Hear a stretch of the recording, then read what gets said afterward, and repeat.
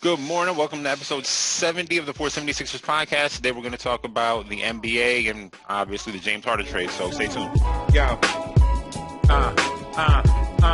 Yeah. Justice for the blind. Just something that'll find in the rhymes that are coming from my mind. Good morning, everybody. Welcome to episode 70 of the 476ers podcast. Quick turnaround here. I wanted to record this yesterday afternoon. After the Harden trade was done, I just didn't feel up to it, so I decided to do it this morning. So here we are. Well, let's just get into this bullshit. So yeah, obviously James Harden was traded to the Nets in a ridiculous trade. Let me be clear, a ridiculous trade. First and foremost, this is pure cowardice, and I don't give a shit.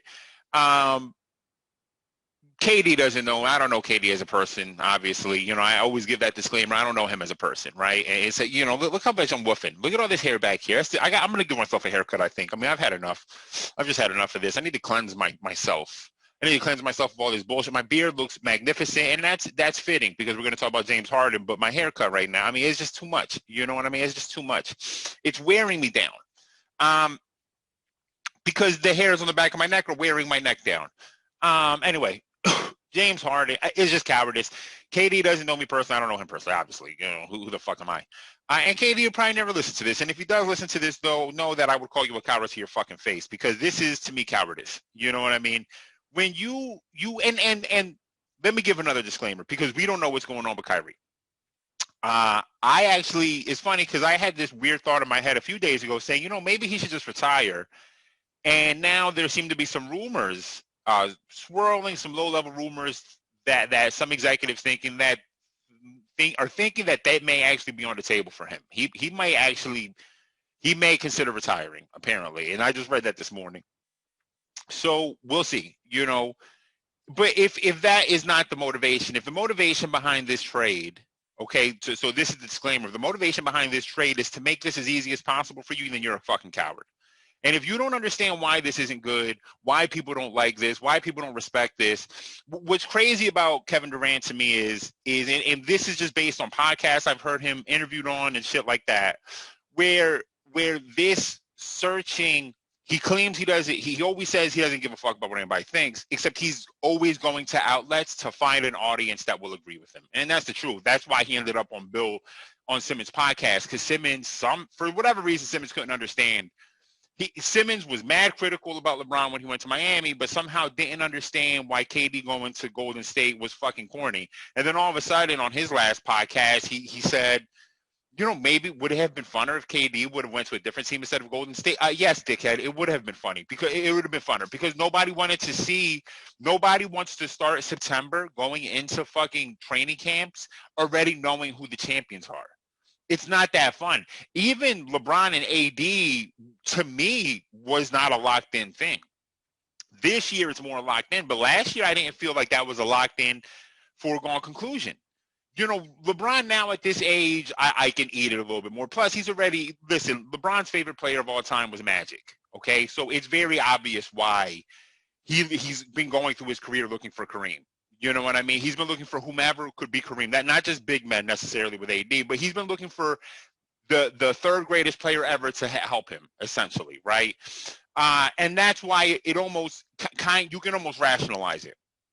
KD has been looking for acceptance because when LeBron signed with the Heat, and he's now has this revisionist history, but when he signed with the Heat and when KD re-signed with the Thunder that summer, I think it was that summer, KD took some subliminal shots. And we know that he does that because this fucking asshole had a burner account where he would talk shit. So, of course, he has it in him to do some shit like this, to take a subliminal shot at LeBron. And he did. And then he revised it when he went to the Thunder all of a sudden. It's a revisionist history. It wasn't about that. Cool, no problem. Now you go to now you leave when you went to the Warriors. Now you leave the Warriors because you couldn't understand in your mind why people were still in love with Steph, because Steph has been bringing them championships after championships after championships. And when you got there, he brought more championships, right? He brought championships with you. And you can't understand that. Well, that's his team. So now you go and flee to the Nets. No problem. You go with Kyrie. I can accept that. I can accept Kyrie and KD. That's a two-man group. I can get that. A duet, no problem. Duets are the name of the game in the NBA. To me, it was Magic and Kareem, and then Worthy to a lesser. Now people have a revisionist history that Worthy could have been better than him, but okay, fine, whatever. And then it was Larry and it was Kevin McHale with Robert Parrish to people again. People have this revisionist history of players. They think that Robert Parrish was fucking Shaq, and they think that James Worthy was fucking LeBron James. He wasn't. And then it was MJ and Scotty, and it was Isaiah and the boys. Really, that was really impressive because it's Isaiah and the boys. Really, you know what I mean? The two-man group has been a part of the NBA forever, unless there was the three-man aging group, which was when the Hakeem, Clyde, and Charles tried to run it back. They were old as shit over the hill. They tried to do it. KG, Paul Pierce, and Ray, that was at the end of their careers pretty much. And then LeBron makes this super team with D. Wade and Chris Bosh. And, of course, Chris Bosh has to be looked at less because he had to sacrifice. They forget that he was averaging 22-10 or 22-11 before he left the Raptors, but single-handedly getting that team into the playoffs. That team was absolute trash. Okay? And then he leaves to Cleveland where Kevin Love is averaging and gets Kevin Love, where Kevin Love at that point in time was averaging like 25 and 15, was the best power forward in the NBA, 25, 15, and 5 assists. And then you get Kyrie, who is this high draft pick, this basketball genius who just can't stay healthy. And then he goes to just stacking the odds. Well, meanwhile, here's Kevin Durant just looking at, well, if he can do it, I can do it. Why don't you blaze your own fucking trail? So now you go to Brooklyn, you and Kyrie, no problem. And now here you're going to have to add James Harden. Listen, I don't think this shit's going to work, if I'm being honest with you, because James in the powder salute looks like the powder puff man over here. And I'm allowed to make fat jokes. If you're skinny making fat jokes, you can fucking suck a dick. Fat people can make fat jokes. We hold each other accountable. We don't need your fucking skinny body shaming. Fuck you. Now you get the powder puff man over here. All right, getting chased by the Ghostbusters out of Houston. The Ghostbusters, the ghost of John Wall and DeMarcus Cousins, the ghost of their careers, are chasing the powder puff man out of fucking Houston to end up over here on Brooklyn with you. This cowardice. You're trying to stack the odds. You want to make this as easy as possible for you. Fine, go ahead, knock yourself out. When this shit don't work and you burn down the Nets, that'll be your legacy. That'll be your legacy. Now, if you know that Kyrie is going to retire, there was a rumor that came out yesterday. It looked like they were going to throw Kyrie in the trade, but they couldn't. Because there was a rumor that came out yesterday that Kyrie's been distant from KD and that Kyrie is, listen, I can't really defend Kyrie. I'm not going to try to defend Kyrie. All I can say is that if Kyrie, I get this vibe from Kyrie sometimes, like at this point too, that he views that he's looking at the world and he's like, there's way more important shit. Remember, this starts last Wednesday when the March on the Capitol happens. All of a sudden, Kyrie leaves. To me, it seems like, and now people are like, well, Kyrie was at a party and they're trying to, but Kyrie was at a family event. It was not really this party that people were trying to make up. I get it. These guys live in this spotlight. We're trying to shit on them all the time. I don't give a fuck. It's fine, whatever. If Kyrie wants to retire because he thinks that there are bigger problems in the world, that's perfectly within his right. I'm not going to hate on that. And if KD thinks that Kyrie's going to leave and he needs some help, fine. Okay, I can respect that then. I'll eat that. But again, if you're bringing here because you want to do this three-man thing with three superstars, you're all three Hall of Famers, two of them are MVPs, one of them outplayed your former guy in the finals a couple years ago, then you're a coward. That's all I'm gonna say about that. You're just a fucking coward. That's all there is. You'll never understand why people are frustrated, and you'll just forever go through life looking for any group that'll accept you. And there are people like that out there. They can't face the hard truth. They want to find someone to accept them, and that's all you've been doing your entire career is trying to find someone to accept you. So you went to Brooklyn that has no history, right? Whose history before that as the New Jersey Nets, who has no history. Whose best team in the last 30 years is Jason Kidd and Kenyon Martin and Richard Jefferson and Kerry Kittles. That was their best team that went to the finals. That team didn't deserve the finals. So you see, oh, this is the perfect opportunity to build my own legacy here. But basketball fans will never respect that legacy if you win a championship. You have not one championship that people are going to look at and be like, yeah, you earned it. You're going to be relying on the people who talk about you when you're gone. That's who you're relying on, is the people who talk about you when you're gone, Because they'll be like, well, they'll only have the paper. They won't have the narratives and the storylines that were happening at the time when we were looking like, what the fuck is this? You're just you want to make this the easy way out your entire fucking life. Go ahead then, fuck off. And no, I'm not mad that we didn't trade for James Harden.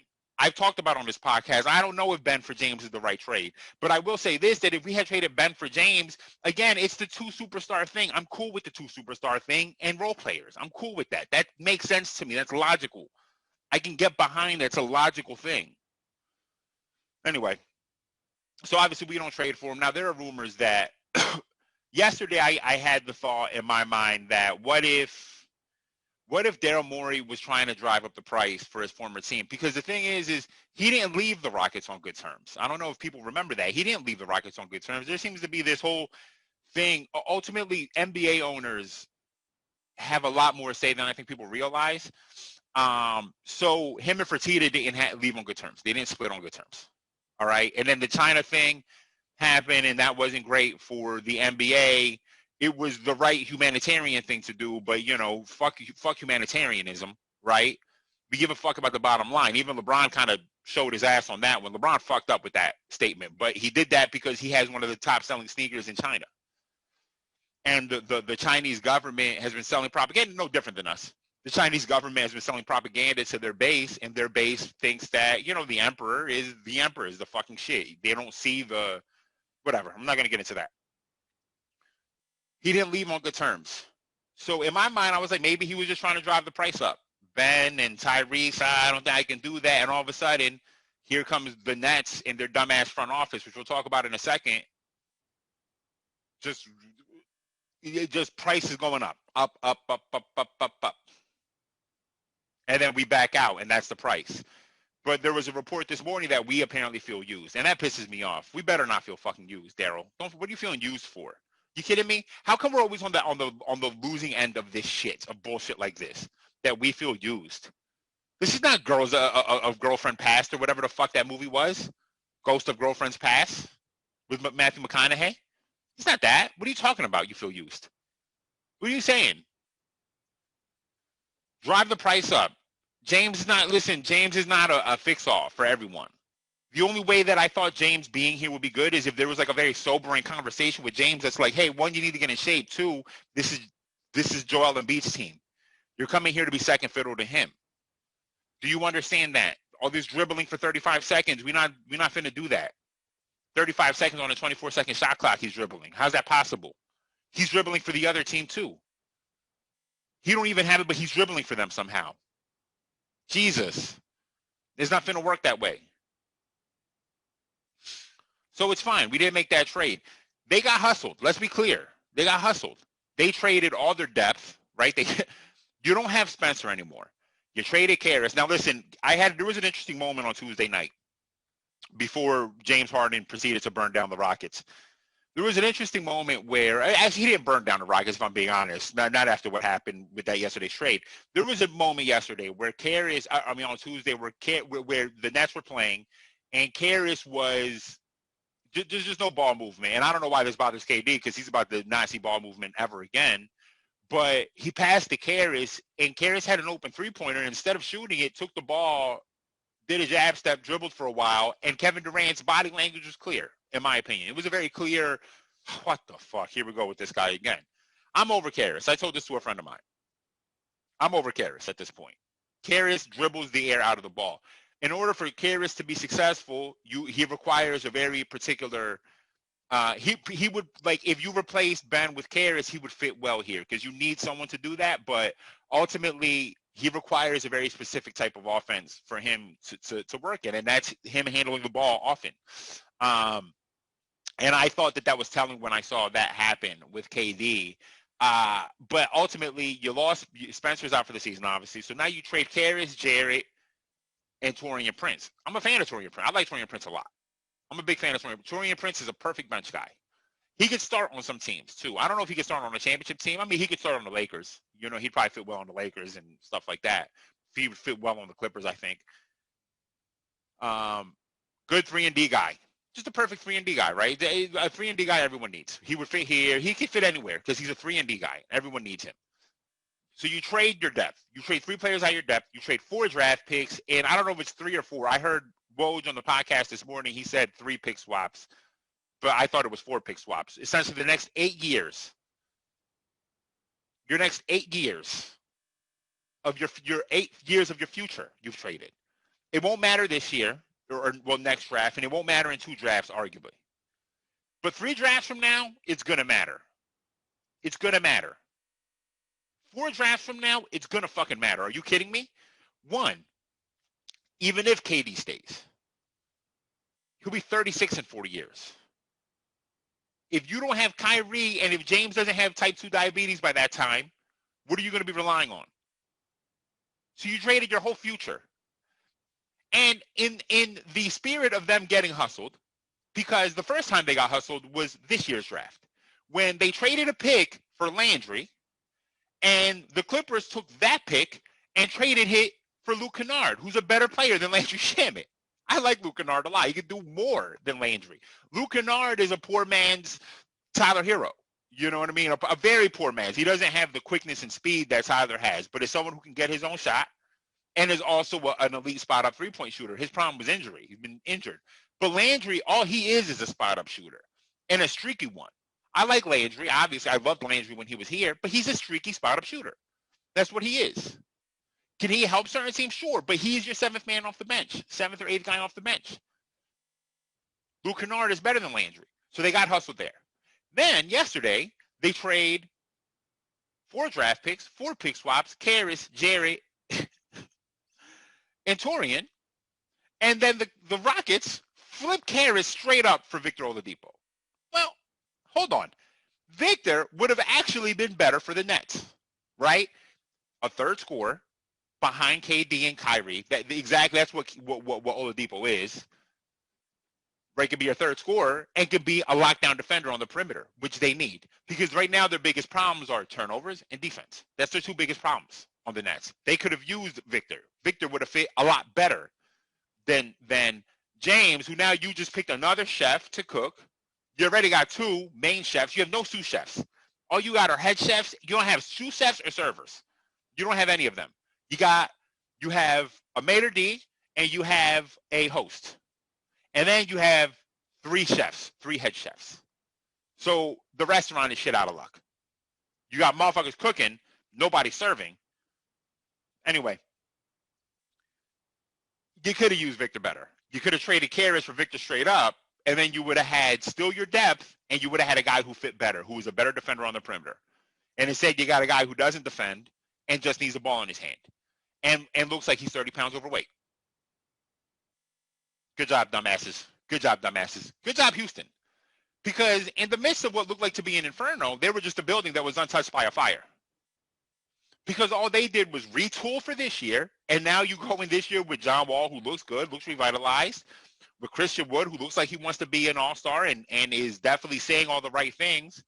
You know what I mean? Christian Wood looks good. And now you just added Victor Oladipo. So now you're not throwing away this year. You're going to be somewhat competitive this year. And you're set for the future. And if John Wall plays well, you have the opportunity to flip John Wall for assets too. And if Boogie plays well and looks like you have the opportunity to flip him for assets too. And now Christian Wood, who's 22 or 23, I forgot how old he is, I think he's 23 maybe, who's 23, is your main guy that you're going to build this whole roster around. And PJ Tucker you can flip for assets. So they rebuilt on the fly like that by getting rid of James Harden. Usually, superstar trades don't work out that way. You flip Carmelo for Timothy Mozgov, and in that trade you get Andre Iguodala back or some whatever bullshit, and a whole list of trash, and picks. It did not help the Nuggets when they flipped. Or you flip Darren Williams for nothing, or you flip Boogie for Buddy and bullshit. It never works out. Here you flip James and got 4 draft picks, all these draft picks, all of this shit. They then flip Jared Allen to the Cavaliers for a draft pick, who the Cavaliers look like they're going to flip Andre Drummond now. And they may flip Victor this year. Victor wants to end up on the Heat. You know what I mean? For whatever reason. I don't even see how that makes sense, but go ahead, Vic. Do your thing. Do whatever you want to do. And they may end up getting more assets there.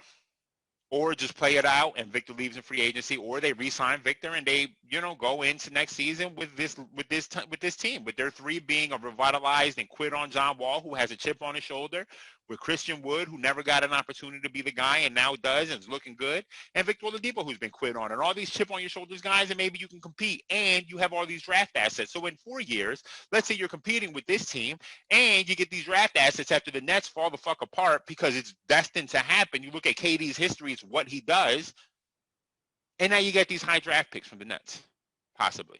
So go off, Brooklyn. It was a dumbass fucking trade. That was a stupid fucking trade. Good job, assholes. I'm just disgusted by it. Anyway, let's talk about the NBA real quick. I've spent enough time talking about this trade. That's it. That's the trade. All right, we didn't need to trade Ben for James. I'm fine with that. Do we maybe need to trade Ben now? I don't know. We'll see. Ben is apparently happy that he's staying in Philadelphia, according to the reports that came out last night. Ben, I'll be happy if you're just good at basketball ever again, because I don't know what's going on with you, brother. I don't know what's up. But now you have the opportunity to trade Ben for other things. Like I mentioned yesterday, could you trade Ben for Pascal or something like that? Pascal would fit better here. And if you believe that Ben can run his own offense, would the Raptors prefer to have that? Who knows? Pascal is your second or third guy. Probably your third guy. All right?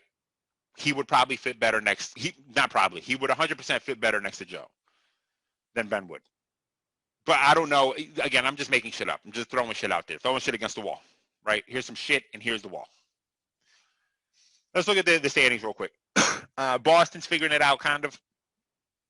Listen, they need Kemba back. Tristan, every team is flawed to an extent. Tristan looks unplayable at times. Could they be a suitor for Andre Drummond? That would be hilarious, that they bring Andre Drummond and Tristan back on the same team again. Could they be a suitor for Andre Drummond? I could see that. They have that trade exception, so they could just throw draft picks, trade exception, and get Andre Drummond back pretty easily.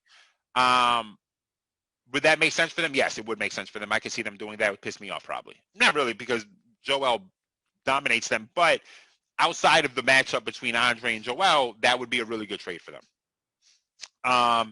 So they're playing well on the 4-game winning streak. Jalen and Jason, it kills me inside to watch these two guys be this incredible. Jalen is incredible. I mean, right now, I would say over these 10 games, there have been games where Jalen is better than Jason and games where Jason is better than Jalen. I mean, they're just trading. They're trading it. You can't even compare it to an MJ Scotty situation, because there was never a night where anyone thought Scotty was better than MJ. Right now, there are times where I'm watching, I'm like, damn, is Jalen better than Jason right now? I don't know. Because Jalen, to me, seems more decisive when he's making a move, whereas Tatum seems to fuck around too much still. So we'll see. I don't know. They're good. They're annoying. We knew they were going to be frustrating. I still think it sucks losing a playmaker, and Marcus Smart makes really crazy decisions sometimes. They need Kemba back, because Kemba is just a stabilizing force in terms of playmaking and ball handling. They need Kemba back desperately, and Marcus needs to be back coming off the bench, or move to the 2 where he can do a little bit less damage, just spot up and shoot. Milwaukee has been up and down this season. They're on a 3-game winning streak, which is good. Obviously, they were 5-4 at one point, but they've just been up and down. And I mentioned this on my previous podcast. Giannis, it was already going to be hard enough for Giannis to win a third straight MVP, because it's very difficult. Writers get tired of the same narrative, so they don't always want to vote for the same guy over a 3-year period, unless it's like something very clear. But this is prescient in MJ's career. It happened to LeBron. It happens all the time. So are they gonna? And then aside from that, his numbers have been so up and down. I mean, he had a game where they blew someone out, but he only had 9 points. And then there's games where they lose and he has 30 points, and it's just been up and down. Milwaukee's been up and down this year. I think they're better than last year's team for sure. I like this. This dude is playing really, really well. Oh shit, what's his name? Dante Divanchenzo is playing really, really well for them. It's very surprising. He looks like he's taken a step. He's one of the best 3-point shooters in the NBA right now. Good defender. He looks good. I like their additions. You know what I mean? In terms of their losses, they gave up a shit ton of draft picks, which is scary. But Drew straight up is better than Eric Bledsoe. It's just is that simple. So obviously, we talk about us all the time. I'm not going to talk about us here. The Pacers are good, man. Losing Oladipo, not losing. It's an addition by subtraction. Now, bringing Karras into this situation could go one or two ways. On paper, my initial reaction was I love it, but after thinking about it a little deeply, what I said about Karras a moment ago is that Karras likes to handle the ball. He likes to dribble. He likes to dribble and do shit with the ball all the time. And one of the reasons they wanted to move Vic was to really make room for this being Malcolm Brogdon's team. Brogdon just the floor general, the point guard floor general. He can score. And with Vic, it was a very, my turn, your turn, my turn, your turn. Well, Karras coming into the fold, you're kind of bringing a guy who is the same way. You know what I mean? I sometimes I think Karras' ultimate is to be a super sub. Is to be a Manu Ginobili, which is, it's what Steve Nash told him originally. But I really do think that's his ultimate. If that's their plan, then it works. Then it works. Bring him off the bench with like TJ McConnell and some of the holidays, whichever holiday it is, July 4th, and then you bring in Doug McDermott.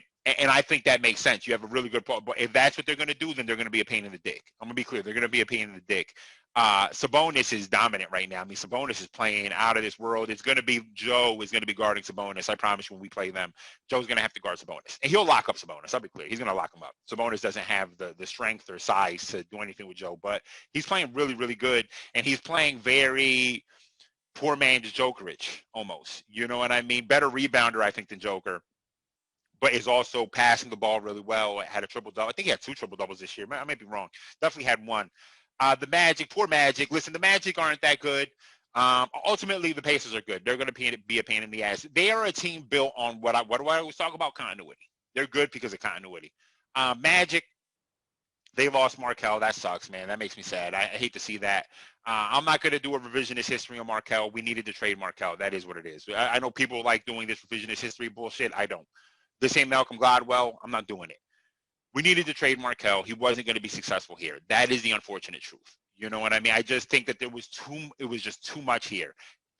People were holding their breath every time he shot a free throw. People were holding their breath every time he shot a three-pointer. That is a whole lot of bullshit to deal with on a game-to-game basis. Going to Orlando essentially stripped away the first overall pick title. It stripped away all of that yuck he got quit on, and it allowed him the space to develop at his own pace. And I think that's what he needed. Honestly, I just don't think there was a chance he could be successful here. Was the trade bad? Sure. We got a second-round pick back and Jonathan Simmons. I mean, that's pretty fucking pathetic. But at the time, it just made sense. And at the time, Jonathan Simmons was a very good bench guy. You know what I mean? It made sense coming off the bench because we didn't know we had a Markelle. Now people want to do a revisionist history because Markelle's playing well. I'm not doing that. We needed to trade. He was not going to turn into that here. You know what I mean? He wasn't going to turn into that here. Brooklyn, we talked about Brooklyn ad nauseum just now, but they've been struggling. You know what I mean? They've been struggling. They're on a 2-game winning streak now, but obviously no KD for a week. This is what makes the Kyrie situation confusing, because at the same time that KD goes down for the week because of the coronavirus stuff, the stuff at the Capitol happens, and then Kyrie says, fuck it, I'm not playing. I guess I'll give you the two looks, right? If you're a pessimist and you're someone who doesn't believe in people, then Kyrie left because KD wasn't available, and he said, fuck that, I'm not playing without KD. And if you're someone who wants to give Kyrie the benefit of the doubt, I think the argument is Kyrie sees KD go down with the coronavirus. He's watching the NBA postpone games. He's seeing the march on the Capitol, and he's saying, I can't be playing basketball right now. There's a million things happening in the world that I could be affecting change with. So I don't know. We'll see. You know what I mean?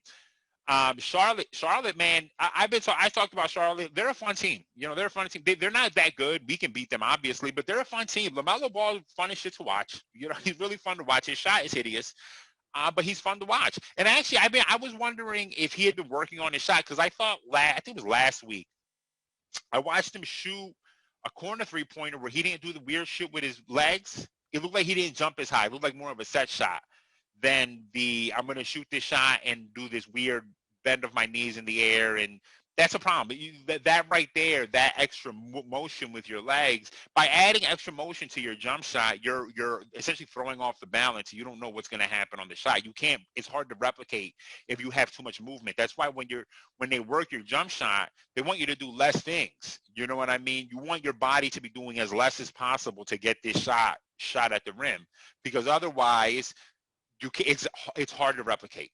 You know what I mean? It's very hard to replicate. You want a jump shot that is easily replicable. That's why a guy like, one thing that made Ray Allen's jumper so wet was he jumped as high as he could every single time he shot that bitch, and his body was stable the whole way up. You didn't see any movement. It's just him rising and firing, and that's it. The best shooters are that way, have replicable jump shots. And oh, excuse me.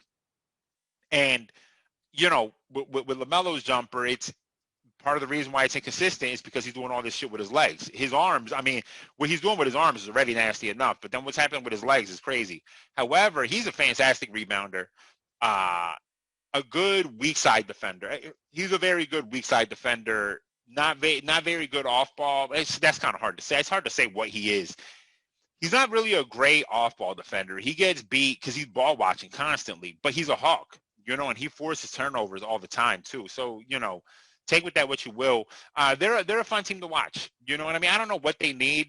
Maybe move Terry for something better. I don't know what they need to become better other than LaMelo becoming like a superstar or something. That would help them. Devontae is so up and down. Yesterday I watched him and he's just so up and down. I don't know what to say about Devontae, but this team is fun to watch. I don't know if they'll be in the playoffs by the time the year ends, if I'm being honest with you. I bet it's possible. It's possible that you have to assume that the Heat will be in the playoffs. They're going to come. The Heat are going to come for us today. They're going to come for blood. They're going to be annoying as shit. I don't know who on the Heat is going to be playing. I don't know if we're playing the same roster. Hopefully not, because this Gabe Vincent. We need Gabe Vincent off the court immediately. Anyway, the Hawks up and down. Reports last week were not good. You know what I mean? Guys essentially coming for Trae Young's neck, saying that, hey, bitch, move the ball. Please pass the ball. John Collins wants to be more involved in the offense, which I don't blame him. He's on a contract year. He, is trying to establish himself as something. He's really worked himself into something. He was just a post guy, essentially. He was just a rim runner kind of, and now he's just jacking threes and making them. You know what I mean? I got to give him some credit. I don't know, with everyone healthy, I don't know where they all fit necessarily. I do like the team, but if to the point, Trae doesn't pass the ball. You know what I mean? Trae doesn't pass the ball.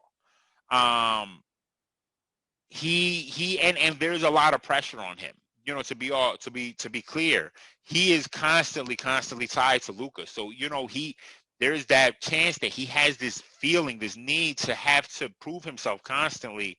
And that could hurt his development. You know what I mean? He doesn't move the ball because he feels like he has to be the creator because he's constantly inextricably tied to Luka, you know what I mean? And, Trae, pass the ball, bro. Just move the ball around. You know what I mean? Great passer, though.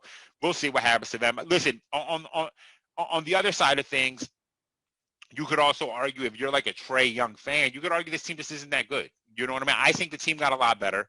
They lose Bobby, though, Bogdanovich, who broke his kneecap. It'll be back in 4 weeks, though.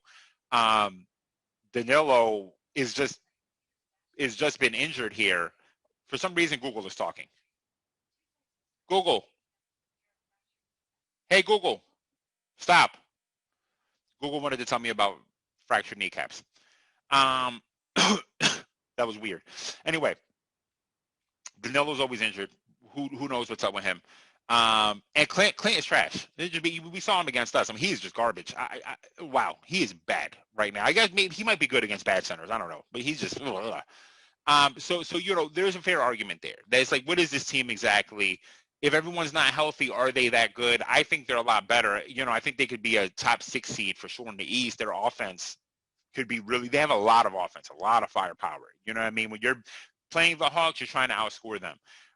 But for sure, with how the Nets have looked and with how they have looked, some wind has left their wings. When they beat the Nets, you're like, oh shit, wait, are the Hawks coming? But now we see the Nets were kind of they've been kind of falling apart. So who knows? The Heat, you got to assume they're going to be in the playoffs. Listen, the Heat are not as good as they were last year. It was a fluke they went to the finals. I don't give a fuck what anyone says. I'm going to say that until I'm fucking dead in the grave. It was a fluke they went to the finals, but they're better than this. No question about it. Right now, they're dealing with COVID. So, I don't know. And Jimmy's been hurt all season. Jimmy, before the season started, there was all this Jimmy's about to come in and light the NBA on fire. He was saying it, everyone was saying it. And then, he lit the NBA on fire by lighting the Heat ablaze and not playing much this year at all. I don't know. I think he's played like 5 games or something. I don't even know. He's just been injured the whole season. The Knicks aren't that good. Listen, I don't give a fuck what anyone says. They need a point guard. Julius Randle is playing excellent, though. On my fantasy team, holla at me, Julius. Just killing it. Just putting up massive numbers. RJ Barrett doesn't look that good to me. I'm going to be honest with you. I've watched a few Knicks games, and every time I watch the Knicks, I look at RJ Barrett, and every time I look at RJ Barrett, he doesn't look good. He doesn't look good to me. I understand that his numbers are up, but when I'm watching him, last night they played the Nets, he did not look good to me. He didn't look good. They have guys, and they have a lot of people. You know what I mean? It's been the MO for the Knicks for a while now. They got a lot of people. I like Emmanuel Quickly. He looks pretty solid. I don't know what his upside is, honestly. I'd probably have to watch more of him to get a feel. He was injured for a few games. He had a couple good games. Last night was, whatever. Austin's been playing well for them, whatever. They have a lot of guys, man. Kevin Knox doesn't look like anything, honestly. He doesn't look like much. You know what I mean? He doesn't look like much. I like Kevin Knox on paper, but then in practice, it's just not there. It's just not a whole lot to say about Kevin Knox. The Cavaliers are coming back down to earth. I suspected that. They've had no Darius Garland, though, and that's a big reason why. Darius hurt he also on my fantasy team. Darius injured his shoulder, and he hasn't played now in 5 or 6. He's going to miss his sixth straight game tonight. I mean, when it happened, people were just like, oh, it's a day-to-day thing. And now all of a sudden, so like a week and a half later, he's still out. So I don't know what's going on with Darius, but that backcourt is why they were winning. Darius and Colin Sexton were playing really, really well together. So we'll see. You know what I mean? They're on a tightrope. Of course they were going to come back down to earth. They were not going to be the 1 seed this season. I don't think they were going to make the playoffs this season, but they're better than they have been over the last 5 games since Darius went down. The Bulls, after a terrible 0-2 start, now they lost 3 straight again. But after an 0-2 start where they got blown out by 40 in each game, they've been playing pretty good. And Zach LaVine has looked a little bit better than a bad team, good stats guy, a good stats, bad team guy. He looked a little bit better than that. And he's worked on his passing. He made 1 full court pass the other day, like a full court bounce pass. And it was pretty goddamn vicious. I got to give it to him. Zach is looking good. Zach looks like a guy. You know what I mean? Could we trade for Zach? I don't know if that's the right move. If we traded Ben for Zach, it'd have to be for Zach and something else. You know what I mean? But I do like Zach. I think Zach is a good player. I think he's going to be a good player. You know what I mean? He looks good. I'm gonna buy some shares on Zach LaVine's island because I think that he is maybe better than I ever gave him credit for. I know he could score points, but before you point up all these points on a shitty team, but he looks like someone who does give a fuck. He doesn't look like someone who's just out there to score. He looks like someone who gives a shit when I watch them. So poor Wizards, man. I was just way off on them. Now it looks like they're thinking that Russ might be out for 4 more weeks. He hurt his hamstring, and it looks like he re-aggravated his hamstring, and that's a shame. Russ went from being someone who was never injured. I mean, there was like a stat, I remember 3 years ago or something like that when he was still on the Thunder, where he had not missed a game since freshman year of high school. He had gone through high school, through college, and in the NBA, the beginning of his career, never missing a game, and now he's been injured often, and this year has just been bad, man. It's been rough. Man, poor Wizards. I thought they'd be better than this. I thought they'd be better than this. Right now, they just look hapless. They can't defend anyone. Bradley Beal has some balls because he said, we can't even stop a parked car. Bradley, it's you. It's you, Bradley. You can't stop the parked car. And I get it. Other guys can't defend either. They just lost Thomas Bryant, who I called Thomas Davis on my podcast the one day. I kept calling him Thomas Davis, which is an accident. But anyway, Thomas Bryant's done for the year. That's a shame. Towards ACL. I like Thomas Bryant a lot, but I'm seeing Thomas Bryant has a ceiling. He's a guy who works really, really hard, but he has a clear ceiling, Not just not big enough, can't stop anyone in the post. Not necessarily a rim protector. Rui is a solid defender. Denny is, I love the concept of Denny, but Denny's definitely hit a wall, a significant rookie wall. And then, Russ is injured. So, Bradley Beal is just in a Groundhog Day, unfortunately. He's just in a Groundhog Day where his point guard is injured all the time. Something about Washington. The Raptors, man, poor Raptors, just they suck. They suck. But in all fairness to the Raptors, they are in a very weird position. It's a very precarious because aside from just losing, obviously, You lost Serge, you lost Marc Gasol, which is painful. That hurts. That sucks, losing those two guys. But then also you can't play. You're not even playing in Toronto. You're playing in Tampa, which is about as far from Toronto as you can get. You know what I mean? And so of course, that sucks. You're never home. You're not playing home games. You're not even by where you live necessarily. You know what I mean? So all these players are Pascal was clear that he struggled in the bubble, and now you're in another bubble kind of where you're not even at your own home. For those guys who live in Toronto, especially during the season, you're not even there. You're just on a permanent trip. So, that probably has something to do with this, and I think that maybe we're not considering that enough, and we should. The Pistons suck. Listen, Killian Hayes, I keep saying this. I don't see a damn thing from Killian. He's injured now, but I haven't seen anything. Sadiq Bey looks good, though. I like Sadiq. You know what I mean? Super freak every day of the week.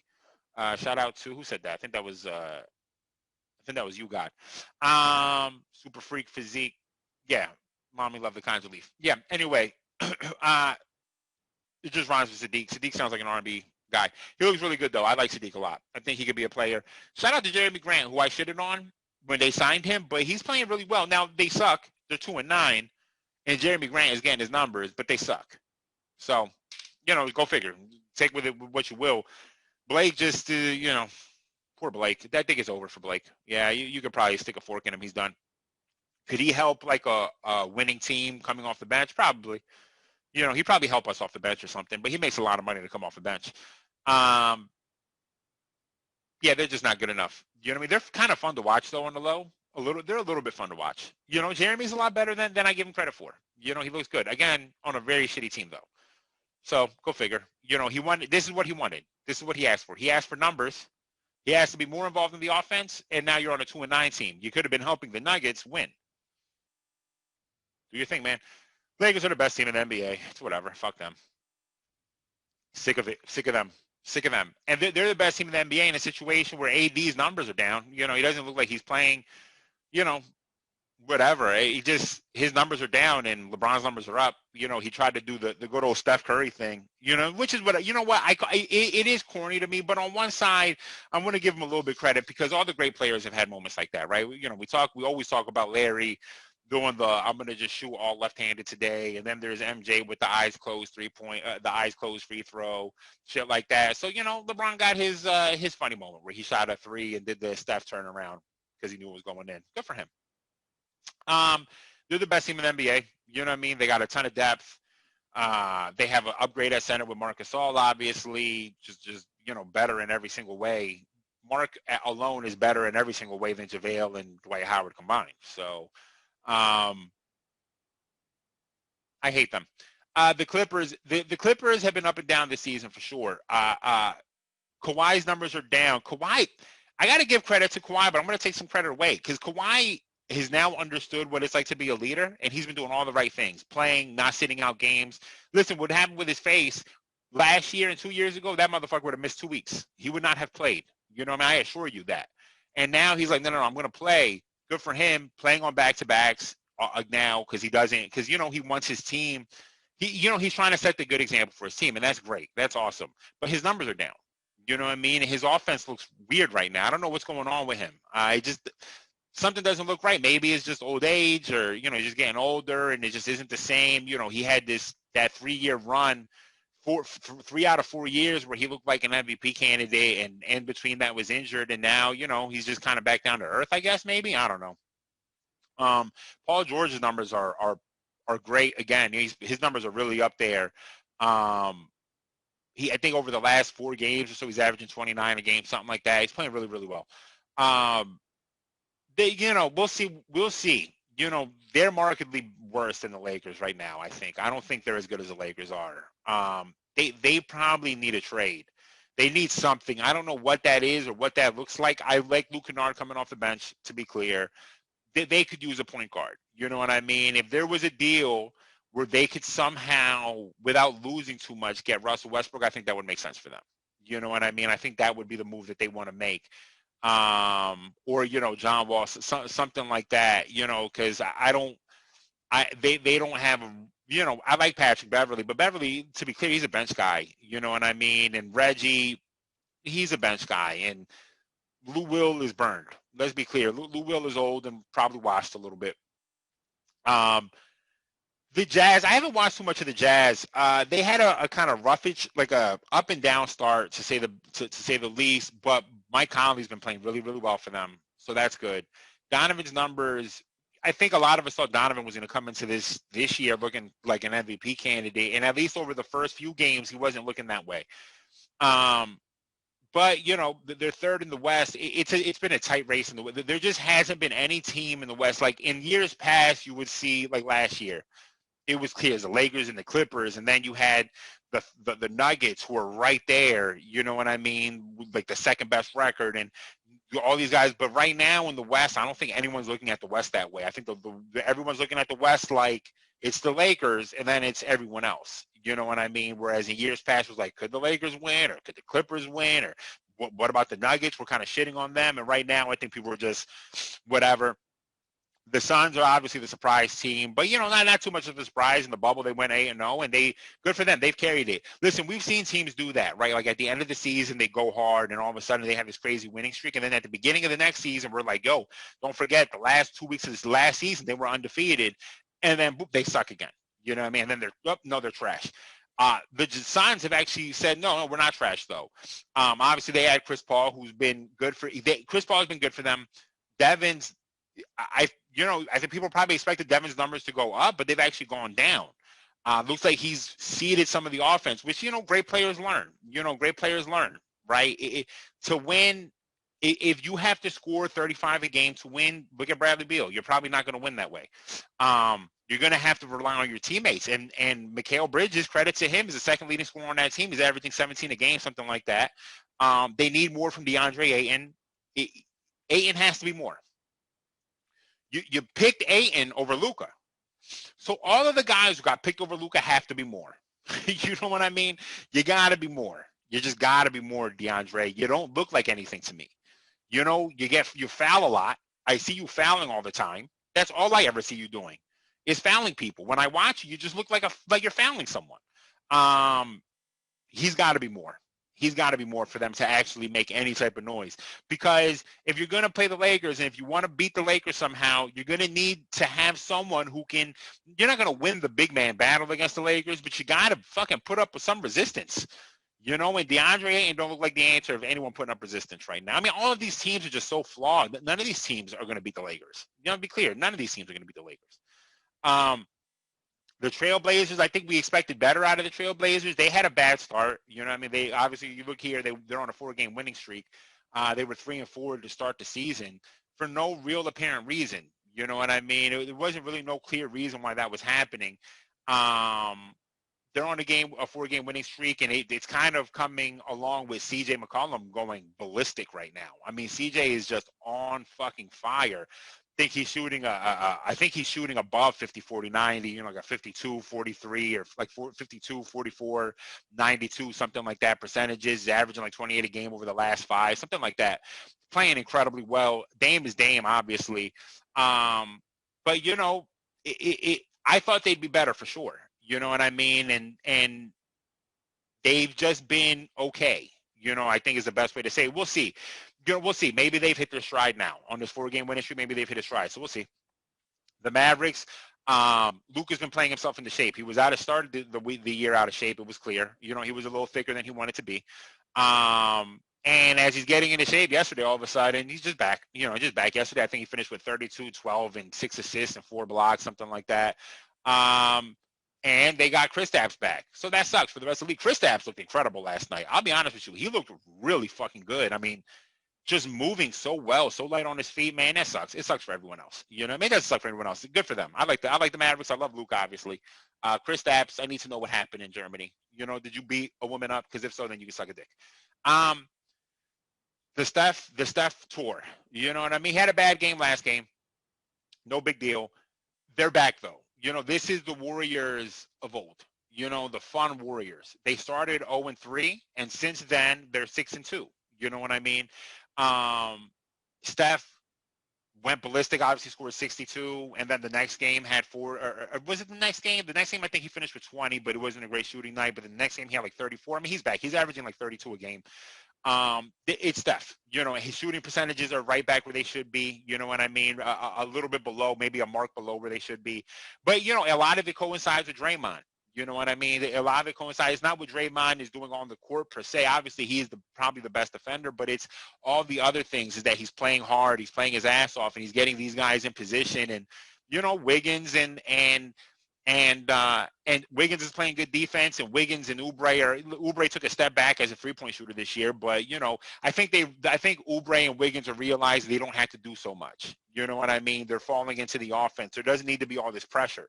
Just move the ball, play good defense. Wiseman looks like something. They don't play Wiseman enough minutes. I think it's because he's foul prone. He's prone to foul, but he looks good. You know, Wiseman looks good. So we'll see. You know, Golden State by the end of the year could round into something that's like, yeah, they could give someone a problem because at any given moment, Steph can go off for 50. You know what I mean? And it's fun watching Steph on a revenge tour, on a John Wick-like revenge tour, because people discounted him because they're idiots, because they're fucking idiots. The Spurs, up and down, not a lot to say about the Spurs. Up and down, a lot of young guys are like, obviously they got DeJounte Murray, I'm a big fan of. Keldon Johnson, I'm a big fan of. Lonnie Walker, I'm a big fan of. None of those guys are great, but all those guys are good. You know what I mean? LaMarcus and DeRozan are essentially just trade bait. To me, you know, it would really make a lot of sense for LaMarcus to get traded to the if the Raptors want to make a run, I think they trade for LaMarcus. And if they could, depending on what that trade looks like, could they trade for LaMarcus and DeRozan? You know what I mean? If they want to make a run with Kyle Lowry, right? Lowry, aging guy, make one more run. Let's bring his best friend in LaMarcus. You know what I mean? I think that would actually make sense for them. But I don't know if I don't know how much sense it makes. Depends on what your trade is. Obviously, the Spurs are going to want a young guy. You know what I mean? Maybe would they give up OG Anunoby for that? I don't even know how you make the money work, to be honest with you. But the point is, the Spurs are trying to make a trade. They don't give a shit about going to the playoffs this year. They want to move LaMarcus. They want to move DeRozan for some young guys or for some draft assets. And we'll see. It's for a long time for me that I've always believed that LaMarcus, that DeRozan would be perfect on the Nuggets, if I'm being honest. You know what I mean? I understand he doesn't shoot threes, but if you can move Jamal Murray off the ball a little bit, who Jamal's been struggling at the beginning of the season, you know, I think everyone thought going after the playoffs last year, they expected him to come in averaging like 32 a game or something. And, you know, he just hasn't been that exactly. We'll see if, you know, he regains that. They had a bad start to the season, and, you know, they've been kind of slowly chugging along. They'll be fine. They're going to be in the playoffs. Joker is an MVP candidate. They're going to be fine, but, you know, they lost some guys last year. They haven't had Michael Porter pretty much all season. No one knows what's up with him. I mean, he's been quarantining as long as I've been quarantining pretty much. We've been quarantining together. Might as well. So I don't know what's going on with him. So we'll see. I don't know what's up with the Nuggets. I mean, I don't know what's up with Michael Porter. I think that, you know, the Nuggets are a piece away. They're a piece away unless Michael Porter comes in and is, you know, a poor man's KD. Memphis killed by injuries, unfortunately. They somehow have been winning games still without John Morant. Tyus Jones has actually been playing well for them as a backup point guard. But, you know, and Dillon Brooks has been playing really well for them. Some executives think that Dillon's going to be traded.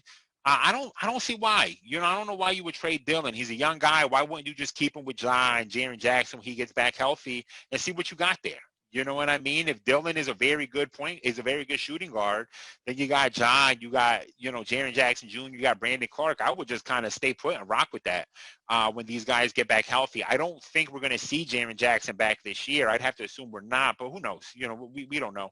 Ja looks like he's actually on track to be back, I think, by the end of this week, they said. So we'll see. Ja will continue his MVP fight. You know what I mean? They're on a 3-game winning streak. Good for them. You know what I mean? I think that they will be in the playoffs. We'll see. I'm not, you know, don't hold me to that, but I do think they will be. The Thunder are somehow playing well. I have to assume the Thunder are going to suck eventually.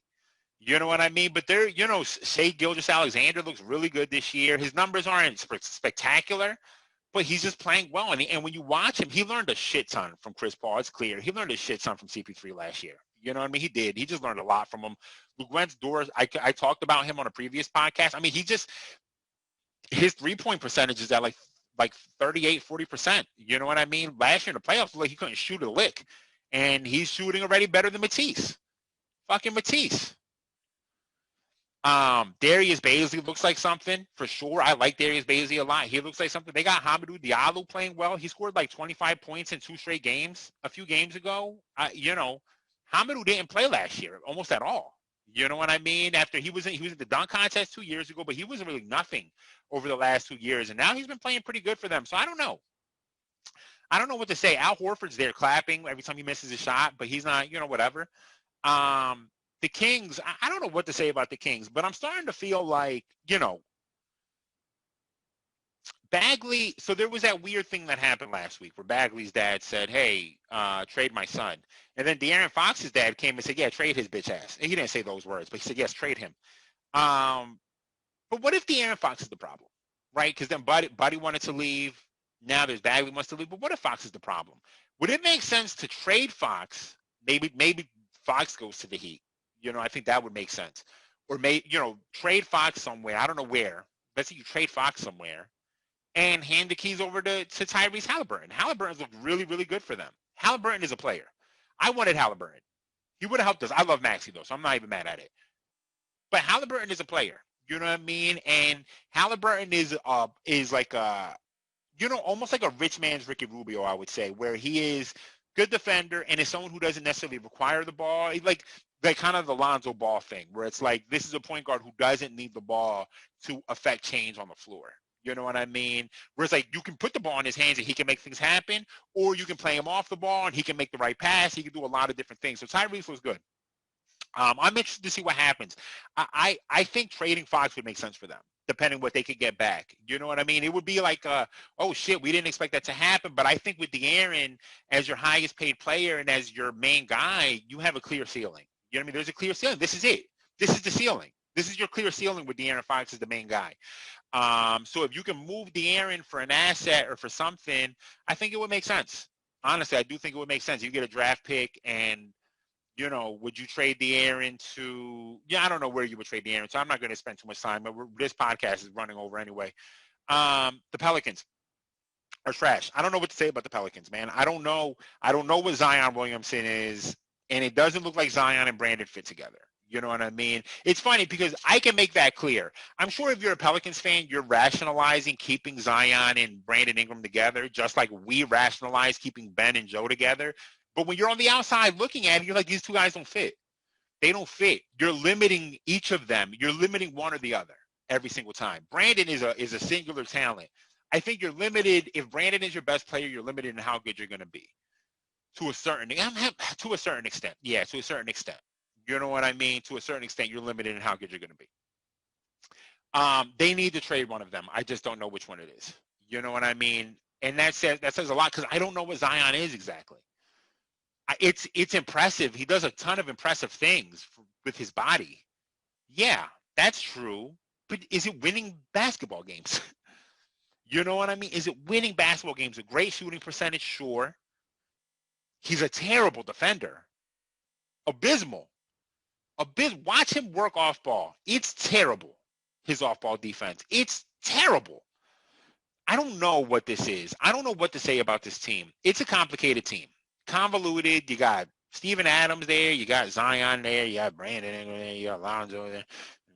You just got all these guys, and I don't know what to say about them. Honestly, I just don't know what to say about this team. I think they need to make a move. I think you're going to have to choose. You know what I mean? And maybe that's me talking to myself about the Sixers. Pobrecito. The Rockets. The Rockets, addition by subtraction. You know what I mean? You lose a cancer. You lose a locker room cancer. And now what can you do? Let's see. John Wall looks revitalized, reinvigorated. Shout out to Carlito's Way. You know what I mean? Reinvigorated. I forgot what else. I forgot what that quote is. That was one of my favorite quotes in the movie. Anyway. And now you added Victor Oladipo. And Oladipo, while he doesn't want to be there, he didn't want to be with the Pacers. But everything that I read, all the Pacers teammates loved him. You couldn't tell that he didn't want to be there. Unlike James, who made it clear he didn't want to be there, right? And who looked like Boogie was going to beat the shit out of at some point. I'm sure Boogie was going to fight him at some point. Or might have even challenged him to a fight. Maybe that's why James was putting on weight. He was getting ready to fight Boogie. He knew he had to add some weight for that fight. But, addition by subtraction. So let's see what happens here. The Timberwolves are trash, still bad. Now, they lost Karl Anthony Towns for 3 games with a dislocated wrist. I think it was 3 games, maybe 4 games. They still, they played last night with Cat, and they still lost. I mean, they're just not good. And I'm a big D'Angelo Russell fan. I am. But D'Angelo is just a good stat bad team guy. Yeah, that's all D'Angelo is, unfortunately, at least right now. You know what I mean? And I don't know why. I have to watch more of him to really get it. But it just seems like he's someone who wants the ball in his hands generally. He can play off the ball a little bit, though. But he just, whatever he does, just not efficient enough for what he wants to play, for how he wants to play. I think Anthony Edwards looks really good. I would like to see them start Anthony Edwards. Right now, they got Malik Beasley and Josh Okogie starting. I think they should try starting Anthony Edwards. Now, the other thing, too, is they may be They may be firing. Is it Kyle Saunders, Flip Saunders' son? I think it's Kyle Saunders. I'm sure I'm fucking that name up right now.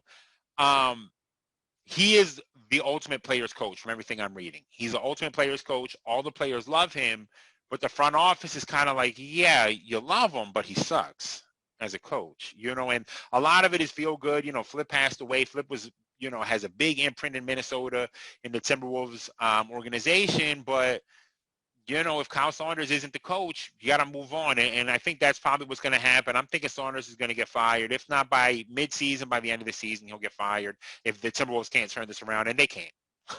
I'm sorry. They can't turn it around. They won't. They're just not good enough, and Cat, I don't know that Cat can be your best player. You know what I mean? I think Cat will figure it out, though. I do believe he'll figure it out because I think Cat's personality is someone who can work his way to get there. But D'Angelo just isn't enough. D'Lo just isn't enough. You know what I mean? I tell you, it would behoove the Suns to find a way to get Cat. Like if you flip, to send DeAndre, probably have to send McHale. I would think DeAndre, McHale, and draft picks and get back Cat to make Devin Booker happy because they're homies. And then I think you might have something. You'd be losing a big time piece, but Cat's upside is special. Let's be clear. Cat's upside is really special. You know what I mean? It really is. It is. His upside is special. I'm not the biggest Cat fan, but I think we do every year. Year 2, people thought Cat was going to be the best center in the NBA, and then he wasn't. And now all these years later, Cat is somehow the worst center in the NBA, and he's not. You know what I mean? I think his upside is special. So we'll see. That's it. That's your spin through the NBA. I do this shit off the top. I don't even take notes. You know what I mean? I just be watching games and then take mental notes. I'm like Jay-Z in a booth. You know what I mean? Just spitting bars at y'all. Everybody, fuck the Nets. Wash your hands. Be safe out there. Wear a mask. Black Lives Matter. Arrest the cops who killed Breonna Taylor. If you stand with Donald Trump, suck a dick. And peace out. Yo. Yo. Justice for the blind, just something that'll find in the rhymes that are coming from my mind. Used to come